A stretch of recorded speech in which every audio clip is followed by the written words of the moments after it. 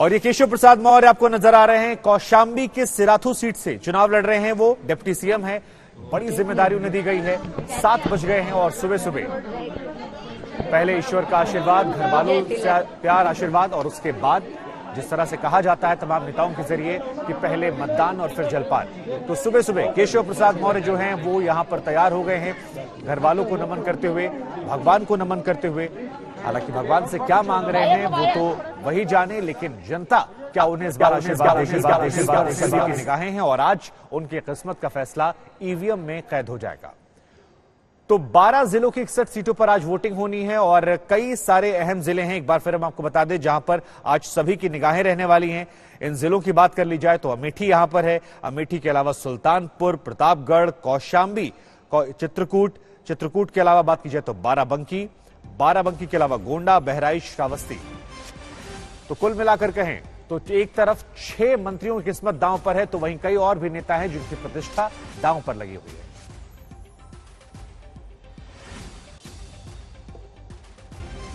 तो हमारे साथ इस वक्त 2 संवाददाता हमारे जुड़ रहे हैं। प्रतापगढ़ से हिमांशु हमारे साथ जुड़ रहे हैं और चित्रकूट से श्रेया हमारे साथ जुड़ रही हैं। आप सबसे पहले प्रतापगढ़ चलते हैं। प्रतापगढ़ क्योंकि वहां पर सीट जो है वो बहुत ज्यादा दिलचस्प है। 2 सीटें वहां पर, हालांकि 7 सीटें कुल मिलाकर हैं। पिछली बार 4 सीटें बीजेपी ने जीती थी, एक अपना दल, 2 राजा भैया। लेकिन हिमांशु जरा बताइए कि इस बार क्या गुणा गणित है, क्योंकि राजा भैया और गुलशन यादव की लड़ाई जो है उसने काफी सुर्खियां इस बार बटोरी और अखिलेश यादव राजा भैया को लेकर कुछ ज्यादा ही तंज कर रहे थे। तो क्या माहौल है जब सुबह सुबह 7 बजे से वोटिंग शुरू हो रही है? देखिए, बिल्कुल मैं आपको बता दूं कि राजा भैया जिस सीट से लड़ते हैं 6 बार विधायक रहे और हर बार उनका मार्जिन जो है जीत का वो बढ़ जाता है, शुभांकर। और इस बार राजा भैया के खिलाफ जो उम्मीदवार उतारा है समाजवादी पार्टी ने, वो उनके दाहिने हाथ हैं, गुलशन यादव। कभी उन्हीं के साथी हुआ करते थे, लेकिन अब उनके खिलाफ मैदान में उतर रहे हैं। और जब अखिलेश यादव आज से 3 दिन पहले प्रचार करने आए थे कुंडा में, उन्होंने कहा था इस बार कुंडा की कुंडी जो है वो बंद कर दी जाएगी, और ये तंज उन्होंने जो है राजा भैया को लेके कसा था। उसके बाद जब मैंने राजा भैया से खुद बात की थी कुंडा में जाके परसों, तो उन्होंने कहा था किसी के अंदर दम नहीं है कि वो कुंडा की कुंडी बंद कर दे, और मैं देखता हूं कि यहां से कौन मुझे हरा सकता है। उन्होंने कहा पिछली बार मेरा जीत का मार्जिन 1 लाख से ऊपर था और इस बार जनता ने नारा दिया है कि 1.5 लाख से ऊपर जाएगा। तो उन्होंने कहा, ये साफ कर दिया कि मैं खुद भी जीतूंगा, और साथ लगती हुई जो सीट है उनके बाबागंज, जो पिछली बार भी जो है वहां से जो उनके उम्मीदवार हैं वो भी जीते थे। तो 2 सीटें प्रतापगढ़ में जो है राजा भैया और उनके सहयोगी अधिकार का प्रयोग करें। मेरी सीट में मैं तो सीधे अपने लिए सबका आशीर्वाद कमल के फूल पर मांगता ही हूं, लेकिन बाकी उत्तर प्रदेश की जो 60 और सीटें हैं उसमें भी लोग घरों से निकलें और भारी मतदान करें। और यह लोकतंत्र का एक जो महापर्व है, या विधानसभा 2022 के चुनाव का 5वां चरण है। अब केवल 2 चरण बाकी हैं। 7 तारीख को अंतिम चरण का मतदान होगा और 10 तारीख को मतगणना होगी।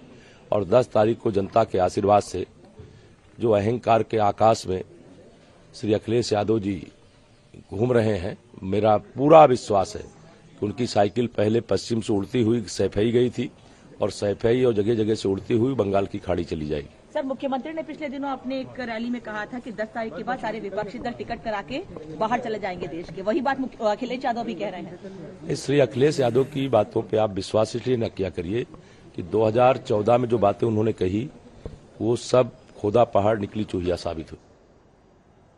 और अब सीधे आपको ले चलते हैं अमेठी, जहां मौसमी सिंह हमारी संवाददाता हमारे साथ जुड़ रही है। मौसमी, अमेठी में 5 सीटें हैं, प्रतिष्ठा दांव पर लगी है, लेकिन सदर सीट का हाल बताइए, क्योंकि वहां पर संजय सिंह वर्सेस गायत्री प्रसाद की बीवी जो है, और बाकी ओवरऑल भी, क्योंकि कई बड़े नेता, कई बड़े नाम जिनकी प्रतिष्ठा साख दांव पर अमेठी में।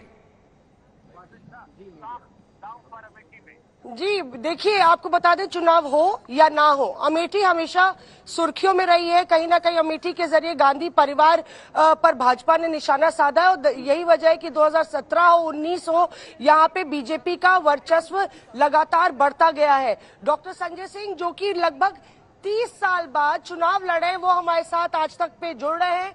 डॉक्टर साहब, किस तरह से आप इस चुनावी लड़ाई को लड़ेंगे, क्योंकि लड़ाई महाराजा वर्सेस महाराजी, यानी कि गायत्री प्रजापति की धर्मपत्नी जो है वो बताया जा रहा है कि ये महाराजा वर्सेस महाराजी है। 30 साल बाद आज विधायकी का चुनाव कितना मुश्किल आपको नजर आ रहा है? हमें तो कोई मुश्किल नहीं लग रहा है। पूरी जनता उत्साह के साथ हमारे साथ है, इसलिए हमें कोई लगता है कि जनता हमारे साथ है। ये लगातार कहा गया कि यहाँ पे भाजपा की सिचुएशन कुछ इस तरह से है क्योंकि गायत्री प्रजापति जो है वो पहले यहाँ पे विधायक थे। सिंपैथी वोट पर महाराजी प्रजापति लगातार ये बोल रही हैं कि उनको जेल में डाल दिया गया, सियासी साजिश है। और लगातार इमोशनल कार्ड अमेठी में पहले भी चला है, तो इस बारी भी लगातार वो इमोशनल कार्ड इसको खेल रही है। जनता अच्छी तरह जानती है कि उनके पति चित्रकूट की एक बालिका के साथ अत्याचार किया और कोर्ट ऑफ लॉ से उनको पूरा आजीवन कारावास हुआ। ये हर व्यक्ति इस देश का जानता है।